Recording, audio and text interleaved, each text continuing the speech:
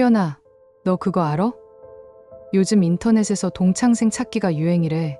그래서 나도 초등학교 동창생들 찾아서 오랜만에 연락하고 만났더니 다들 못 알아보게 변했더라. 오, 그래? 학창시절 친구들을 찾을 수 있다고? 친구에게 동창생 찾기 사이트가 있다는 것을 알게 된 수연은 오랜만에 컴퓨터 앞에 앉아서 호기심 어린 눈빛으로 키보드에 김미옥이라는 이름을 쳐보았다. 잠시 후 동창생 찾기 사이트에서는 수연이 찾던 김미옥이라는 친구에 대한 정보를 보여주었다. 있다. 미옥이다. 커피숍. 여고 시절 단짝 친구였던 미옥과 수연의 제외. 그 둘은 연락이 끊긴 지 10년이 넘었지만 학창시절의 모습을 찾아보려 했으며 서로를 응시했다. 미옥아, 내가 너 얼마나 보고 싶었는지 알아? 그래? 나도. 둘은 곧 친숙해졌고 서로의 집을 오가는 사이가 되었다. 수연은 아이가 둘이었고 다정하고 잘생긴 남편과 함께 4식구를 이루고 있었다. 반면 미옥은 혼자였고 직업도 없는 상태였다. 수연의 집에 갈 때마다 미옥은 여러 가지 감정들이 올라왔다. 수연이, 저게 나보다 훨씬 못난 년인데 결혼도 하고 멋진 신랑의 애들까지 집도 있고 나보다 잘 사는 것이 용납이 안 되네. 미옥의 반지하방. 텅 빈 가방 속 카드값, 독촉장과 불안한 계약직 생활, 연애 한 번 제대로 못한 자신의 현실이 목까지 차올랐다.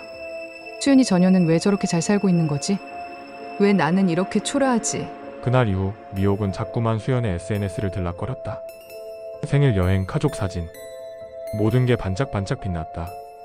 한때는 자신보다 아래라고 생각했던 아이가 지금은 자신보다 훨씬 위에 있었다. 자존감은 바닥을 뚫었다.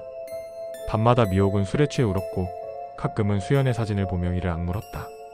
쟤는 운이 좋았을 뿐이야. 쟤는 원래 그런 애가 아니었어. 수연의 집에 놀러갈 때마다 미옥은 점점 질투심에 눈이 멀었다.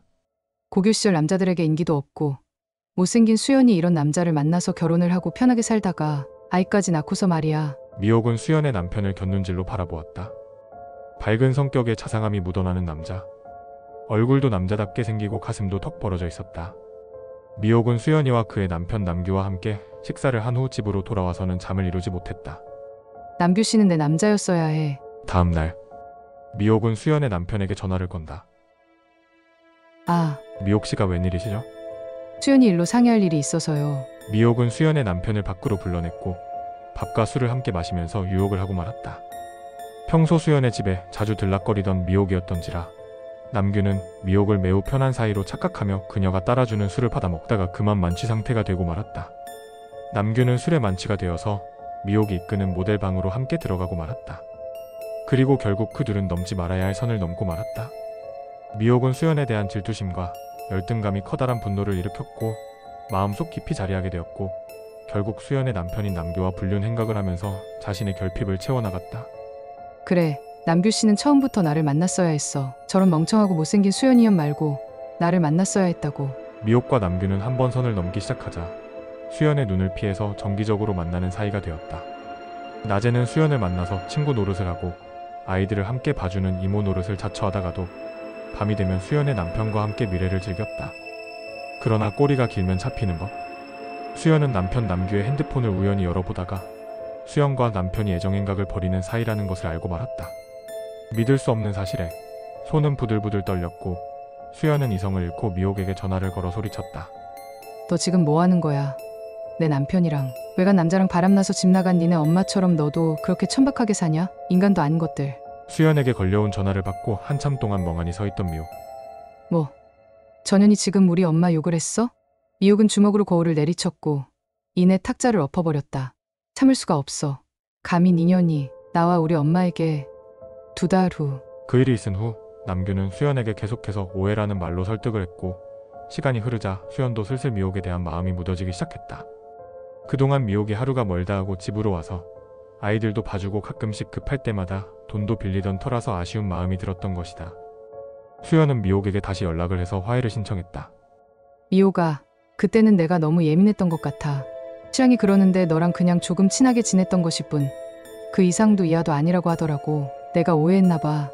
미안해. 우리 다시 예전처럼 잘 지내보자. 수연의 전화를 받은 미옥은 싸늘한 표정으로 서 있었다. 어느 날 수연은 급한 일로 미옥에게 150만 원의 돈을 빌려달라고 부탁을 했다. 미옥아, 미안한데 내일 모레 신랑 월급날인데 생활비가 뚝 떨어져서 급하게 좀 쓸 일이 있어서 빌려줄 수 있어? 그럼 그 정도야 항상 있지. 알았어. 곧 갈게. 미옥은 곧 가방을 메고 수연의 집으로 향했다. 미옥이 이모 왔다. 애들아, 인사해야지. 수연의 3살, 10개월 된 아기들은 미옥 이모를 무척 따랐다. 엄마를 대신해서 과자를 먹여주기도 하고 엄마가 잠시 집을 비운 사이 잘 놀아주던 미옥 이모였기 때문이다. 미옥은 수연이 주방에서 일을 보고 있는 사이에 3살 된 수연의 아들을 작은 방으로 유인하여 목을 졸라 살해했다. 그리곤 아이의 시체를 벽장 안에 감춘 후 아무 일도 없었다는 듯이 수연의 앞으로 갔다. 수연아, 내가 부탁한 돈 150만 원 여기 있어. 그리고 오늘은 좀 특별한 이벤트가 있어. 고마워. 미호가 신랑 월급 들어오는 대로 바로 갚을게. 이벤트? 무슨 이벤트? 미옥의 이벤트라는 말에 수연은 즐거운 얼굴로 10개월 된 막내 아기를 안고 물었다. 내가 너를 위해서 깜짝 쇼를 준비했어.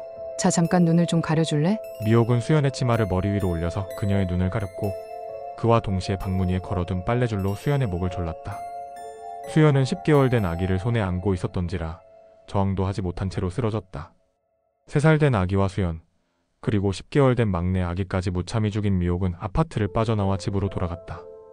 사건 발생 후 미옥은 자신은 아무것도 모른다는 듯 수연의 장례식장에서 대성통곡을 하며 우는 쇼를 했지만 그녀의 모습을 수상쩍게 여긴 형사의 집요한 수사 끝에 결국 살인 행각이 들통났고 그녀는 현재 무기징역으로 교도소에서 20년 넘게 죗값을 치르고 있는 중이다. 미옥은 범행을 실행하기 6개월 전부터 자신의 일기장에 구체적인 살인 계획을 상세하게 메모로 남겨놓았으며 살인을 저지른 당일에는 계획대로 진행을 했다. 범행이 발각되어 구속된 이후에도 미옥은 본인의 죄를 전혀 뉘우치지 않고 죄책감이라고는 찾아볼 수 없었으며 오히려 피해자 수연에게 탓을 돌리는 극단적인 자기애적인 모습을 보였다고 한다. 미옥의 일기장에 적힌 시나리오 안에는 수연이 자신의 삶에 비관을 하여 아이들을 죽인 후 스스로 생을 마감한다는 내용이 적혀 있었다.